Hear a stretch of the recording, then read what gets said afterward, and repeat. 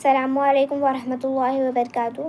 میرا نام اکثر شیخ ہے اور میں آج آپ سب کے سامنے سیرت النبی کے عنوان پر کچھ باتیں بتانا چاہتی ہوں۔ سیرت النبی ایک پاکیزہ معجزہ ہے۔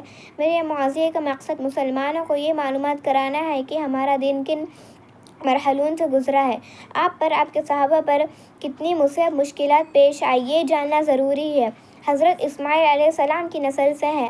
آپ کے والد کا نام عبداللہ بن عبد المطلب ہے۔ آپ کی والدہ کا نام آمنہ بنت وہاب تھی۔ آپ قریش خاندان کے قبیلے سے تھے۔ آپ کی پیدائش خانہ کعبہ میں ہوئی تھی۔ یہ وہ سال تھا جس میں ابراہ نے مکہ پر حملہ کیا تھا۔ آپ نے ہاتھیوں کی فوج کے ساتھ، جس کا ذکر قرآن کے سورہ فیل میں موجود کیا۔ آپ کی پیدائش کی خبر سن کر آپ کے دادا عبد المطلب بہت خوش ہوئے اور خانہ کعبہ میں آپ کو لے جا کر اللہ کا شکر ادا کیا اور آپ کا نام محمد رکھا۔ آپ کی والدہ کے بعد آپ کو سب سے پہلے دودھ پلانے والی صوبیہ تھی، پھر بعد میں سعدیہ حلیمہ نے آپ کو دودھ پلایا۔ حلیمہ کے گھر میں برکتوں کی بارش شروع ہو گئی۔ جب آپ 4 سال کے تھے تو سینہ چاک کرنے کا واقعہ پیش آیا، جس میں جبرائیل علیہ السلام نے آپ کا سینہ چاک کر دل نکال کر زمزم سے دھو کر واپس جوڑ دیا تھا۔ پھر جب آپ کی عمر 12 سال کی تھی تو آپ ابو طالب تجارت کے لیے ملک شام گئے، جہاں پر چرچ میں ایک راہب یعنی فادر نکل کر ہاتھ پکڑ کر کہنے لگے، یہ دنیا کے سردار ہے، اللہ کے رسول ہے، رحمت للعالمین۔ تو سب کو حیرت ہوئی اور سب نے راہب سے سوال کیا کہ یہ آپ کو کیسے معلوم؟ تو راہب نے جواب دیا، جب آپ لوگ یہاں پر آ رہے تھے تو کوئی پتھر یا درخت ایسا نہیں جو آپ کو سجدہ نہ کیا ہو۔ نبوت سے پہلے ہی آپ کی سچائی، پرہیزگاری کو دیکھ کر سب لوگ آپ کو آمین کا لقب دے کر بلاتے تھے۔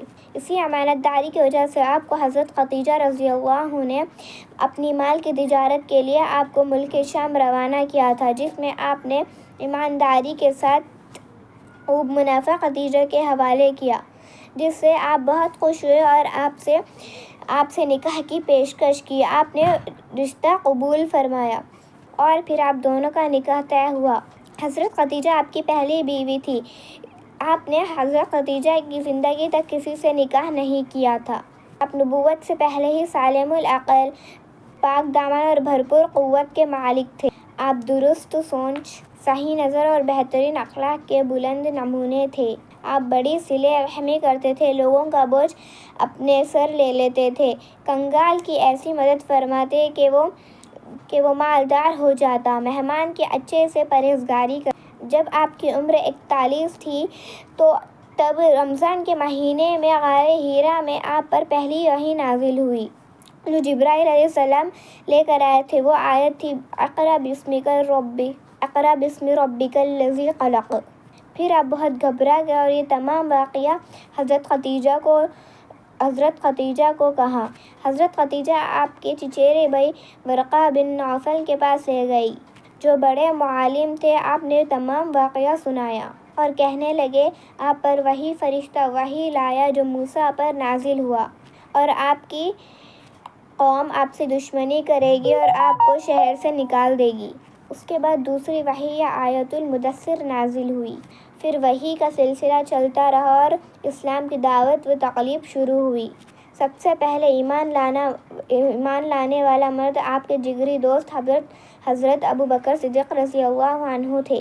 خاتون اسلام لانے والی آپ کی پہلی بیوی حضرت خدیجہ رضی اللہ عنہ تھے۔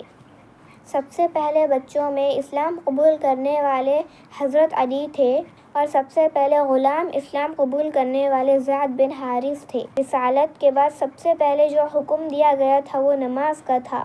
جب آپ اسلام کی دعوت لوگوں کو دیتے تو دشمنان آپ کا پیغام سننے نہیں دیتے۔ پھر اللہ نے آپ کو ایک اور معجزہ عطا کیا، وہ اسراء و معراج تھا، جس کا ذکر سورہ اسراء کی شروع کی آیتوں میں ہے۔ یہ وہ واقعہ تھا جس میں آپ نے خانہ کعبہ سے بیت المقدس کا سفر کیا تھا۔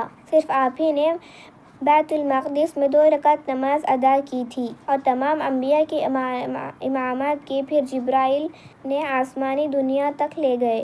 پہلے آسمان میں آپ نے آدم علیہ السلام سے ملاقات کی اور دوسرے آسمان میں حضرت یحییٰ علیہ السلام سے ملاقات کی اور حضرت عیسیٰ علیہ السلام سے ملاقات کی۔ تیسرے آسمان میں حضرت یوسف علیہ السلام سے ملاقات کی اور چوتھے آسمان پہ حضرت ادریس علیہ السلام سے ملاقات کی۔ پانچویں آسمان میں حضرت ہارون علیہ السلام سے ملاقات کی۔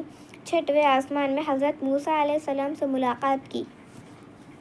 ساتویں آسمان میں حضرت ابراہیم علیہ السلام سے ملاقات کی اور آپ کو سدرۃ المنتہا تک لے گئے۔ یہاں آپ کو 50 نمازوں کا ایک دن میں ادا کرنے کا تحفہ دیا گیا۔ لیکن موسیٰ علیہ السلام کے کہنے پر آپ بار بار اللہ کے پاس تشریف لے جاتے اور نماز کو کم کروانے لگاتے۔ آخرکار 50 نمازیں صرف 5 میں بدل گئی۔ پھر بھی موسیٰ نے نمازوں کو کم کرانے کی سفارش کی، لیکن حضرت محمد صلی اللہ علیہ وسلم نے یہ کہہ کر انکار کر دیا کہ مجھے اب شرمندگی ہو رہی ہے۔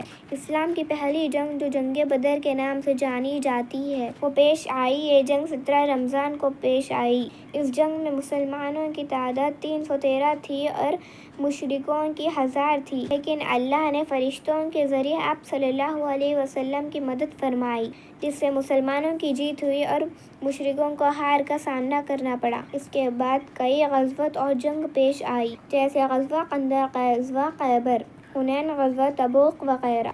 آپ نے اپنے صحابہ کے ساتھ بڑی دلیری سے مقابلہ کیا اور فتوحات حاصل کی۔ جزاک اللہ۔